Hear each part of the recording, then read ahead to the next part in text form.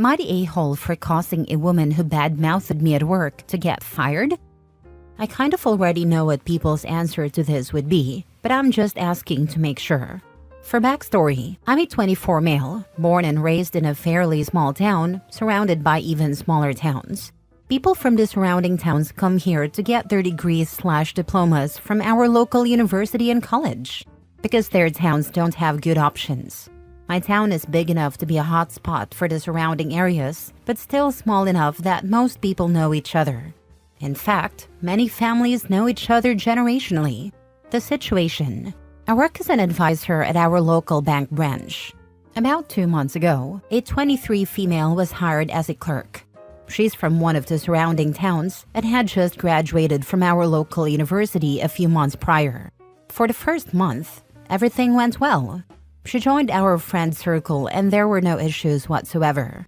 About a month later, one day after work, she pulled me aside and asked me out on a date. I politely declined and reminded her that I was married. Most of my coworkers and I have known each other since high school, if not earlier. My wife was part of this same circle, and we've been together since we were 15. This topic had come up before, and I always wear my wedding band, so I found it odd that she asked me out, especially since there were other single guys in the office. But I brushed it off and thought that was the end of it. That happened on a Friday. On Monday, halfway through my shift, one of my other coworkers, 24 female, told everyone that the 23 female had claimed I pulled her aside, asked her out, and wouldn't take no for an answer. She also claimed I had started stalking her on Snapchat and Instagram.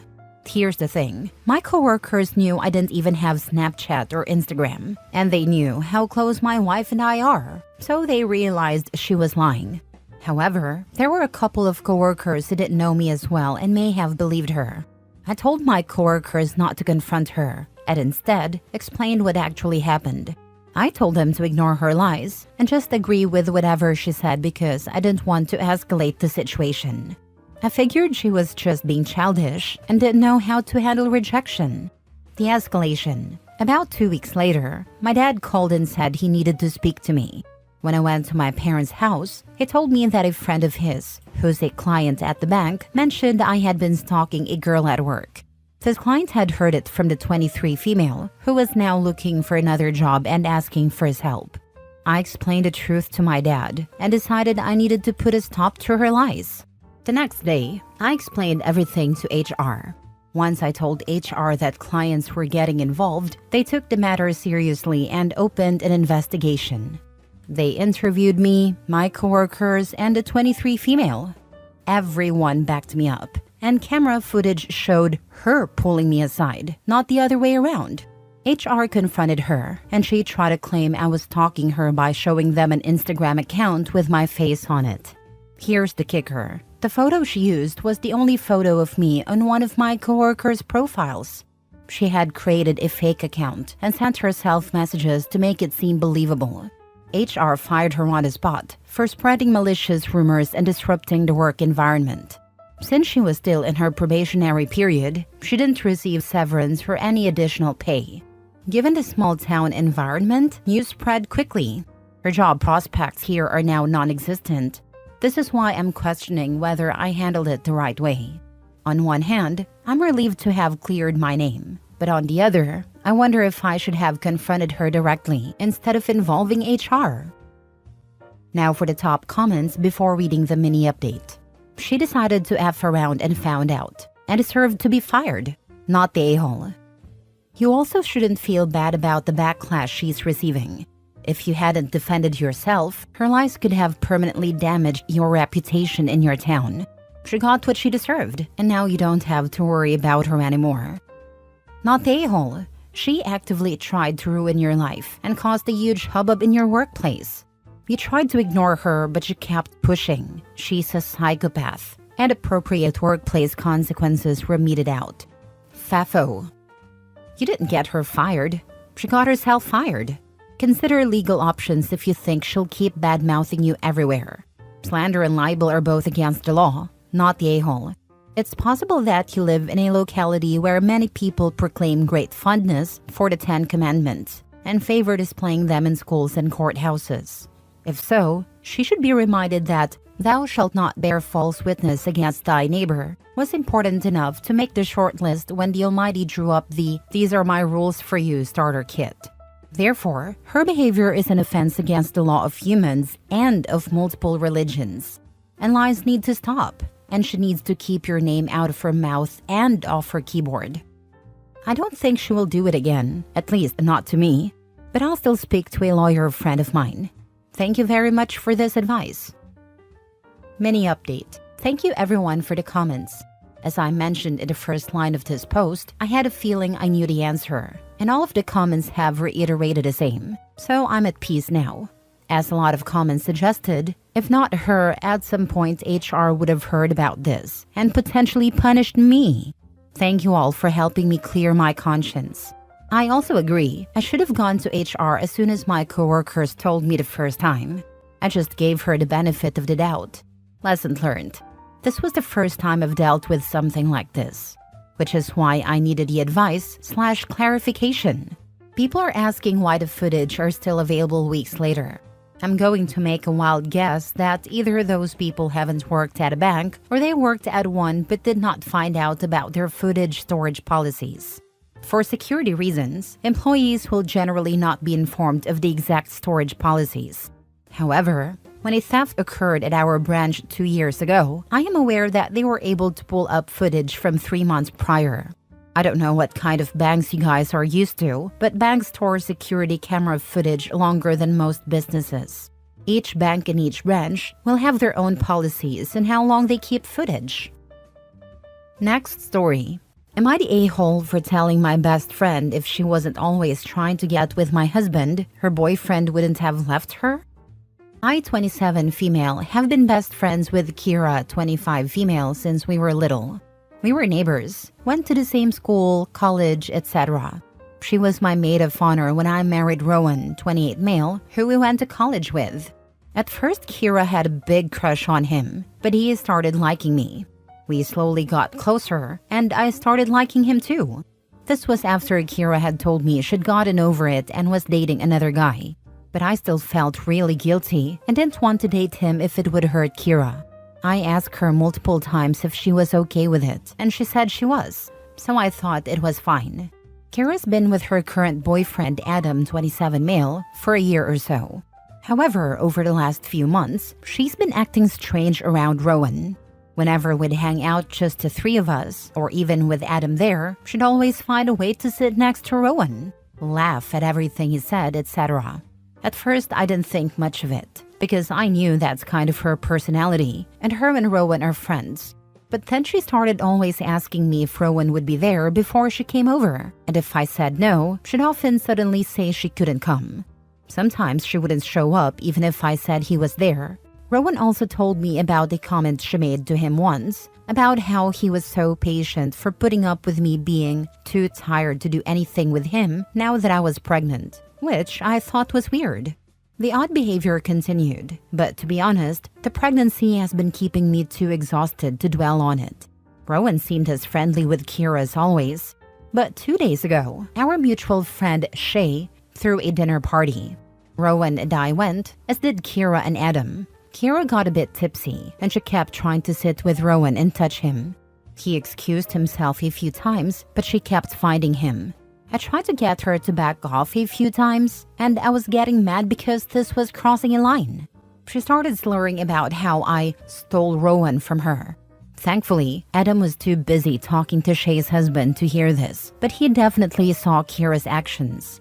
The next afternoon, I was at Shay's again with some friends when Kira showed up.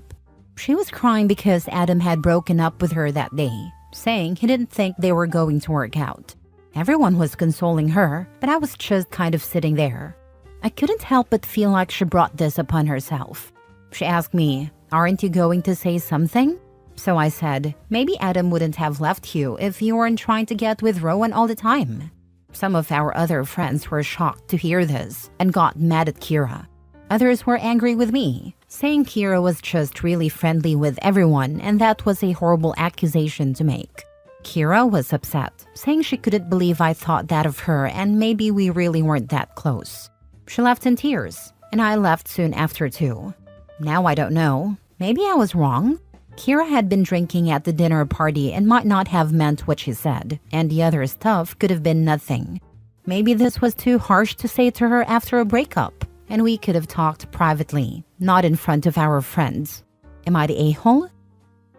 Not the a-hole. Well, not entirely. Yes, it was kind of rude to say that after she had been dumped, but she'd been acting this way for a long time, to the point where even Rowan was uncomfortable, but she still persisted. Getting drunk didn't help, and I bet Adam did hear her say you stole Rowan from her. From my point of view, she's clearly been jealous this whole time. She hasn't moved on and has only tried to get closer. Rowan also brought up that weird comment she made about you being too tired to do anything. That's not a normal thing to say to your best friend's husband, even as a joke. It's messed up, not the a-hole. I don't know what the rules are in relationships, and they are probably different for every couple, but at a certain point, should he have shut it down himself? Kira's trying to sleep with your husband. She's not your friend at all. You are not the a-hole for saying that, but you are the a-hole for allowing her to make your husband uncomfortable by sexually harassing him. If one of your female friends told you that another friend's husband was constantly touching her, flirting with her, and making personal comments about her sex life, what would you say? Start standing up for your husband. Yes, she was letting her husband be sexually harassed. She's the a-hole for that. Next story. Am I the a-hole for not recalling my dog when she chased my neighbors off of my property? I, 30 female, have 4 dogs, but the one this story is about is a 4-year-old Rottweiler named Bella. A few months ago, new renters moved next door, and things have been unpleasant to say the least. The neighbors are always screaming and fighting late into the night, and the men in the home have a habit of always trying to talk to me, or just watching me when I'm outside. This is not done in a friendly way, and it has made me feel very uncomfortable. I'm a single woman living alone, and our police force isn't the best. So I just keep my head down, hoping they'll move out soon. The other night, around 11 p.m., I was outside with my dogs in the backyard. My neighbors have a chain-link fence, but I have no fence along my property except for the part that separates their property from mine. One of my dogs was on a leash, but the other 3 are completely trained off-leash and do not leave the yard. I know some people may not agree with that, but I live in the countryside, and also my dogs have never run off. One of the women who lives next door, for some reason, decided to enter my yard because she wanted to just play with my puppies. Bella growled and walked closer to me, and I asked the woman to please leave. But she just kept telling me it was fine and ignored what I was saying. One of the men decided to join her, and they came further onto my property, which led to Bella barking. After a few moments of them continuing, Bella chased after them. She stopped running the second she hit the property line and went inside with me immediately after. Now these neighbors keep making comments about not feeling safe with their kids and saying I should have called my dog back because they weren't a threat. I don't feel like I did anything wrong, but I also don't want the area to think my dogs are dangerous, especially with the stigma against Rottweilers. I also don't want to stir up unnecessary drama when it's already difficult living next to these people. Am I the a-hole? Now for the top comments before the mini update. Not the a-hole. The neighbor came onto your property without permission and thought she could just pet your dogs. Bella had every right to chase someone who wasn't invited off. If you're worried about your neighbors, get cameras and place them in front and backyard. Cameras are in the plan, but I'm paycheck to paycheck right now, unfortunately. If you're between paychecks, you can still document any harassment and interactions. Write down any incidents and date them, including anything that happens with your dogs. Inspect your front and backyard for anything that's different. Make sure you date everything. Not the a-hole. Your neighbors need to stay in their own yard. That was my thought process when it was happening, but I know that things can be different depending on the breed of the dog. I know for a fact Bella wouldn't have hurt them unless they had tried to hurt me, but I didn't know if that mattered or not. Mini update. Thanks everyone for the advice. I've called a friend who has agreed to come over tonight, and he will crash in my spare room until I feel safe. I'm going to contact the police tomorrow and make a report, as well as get a runner and a cheap camera as soon as I get paid. I'll update if anything changes. But I hope you all have a fantastic night, and thank you for the advice. Last story. Am I the a-hole for declining to invite a woman who has called herself a total klepto into my home? I, 30 female, joined a women's social club 6 months ago because I've been struggling to make friends after relocating to a new city. It took me a while to warm up to the group and connect with people I actually had things in common with. I had to wade through a lot of Botox parties and boozy brunches to find activities that interested me. But eventually I did, and I started attending group events fairly often. I spent most of my time with the women who enjoy reading, doing crafts, baking, sky watching, etc. Among these women is one whom I'll call Andrea, who has repeatedly made comments about being a total klepto. I think she says this to seem cool to others in the group. I reached out to some of the women I see regularly at these events and invited them over to my place to watch a TV show we'd been discussing and do crafts. They were excited and agreed to come. Unfortunately, Andrea found out, presumably because someone asked her if she was going and reached out to ask if she was invited. I thought about it for a bit and then told her no, explaining that I only had so much space at home. She didn't believe me and pressed me for the real reason, saying I thought we got along, which, yes, is true. I told her I wasn't comfortable inviting a self-proclaimed kleptomaniac into my home. I explained that I've worked hard for what I have, and it wouldn't make sense to knowingly invite someone who brags about stealing. She replied quietly, okay, and then added, "You're painting me out to be some horrible criminal when you don't even know anything about me." I told her that her being proud to call herself a klepto was all I needed to know. She responded by calling me a high school mean girl and ableist. I have no idea where that came from. Unfortunately, this situation has spilled over into the group, which is frustrating. But what surprises me the most is that so many people are defending her and telling me I'm out of touch and take things too literally. Am I? Not the a-hole. Being a thief isn't the same as being a kleptomaniac or a klepto. One of the key factors in diagnosing kleptomania, a legitimate and rare mental health disorder, is the emotional roller coaster around theft. A kleptomaniac experiences intense shame and wouldn't casually tell strangers they've stolen something. Andrea is the ableist one here, for using kleptomania as an excuse to justify her poor behavior. I know some people say things like, "I'm being so OCD," when they just mean they're being fastidious. I'm not well versed in kleptomania, but I thought her comments might have been along those lines. It probably was, but it still makes her the ableist, not you. She's not a klepto. She's a thief, and a proud one at that. She's also rude. When you said there wasn't enough room, she should have accepted that answer. She isn't owed entry to your property.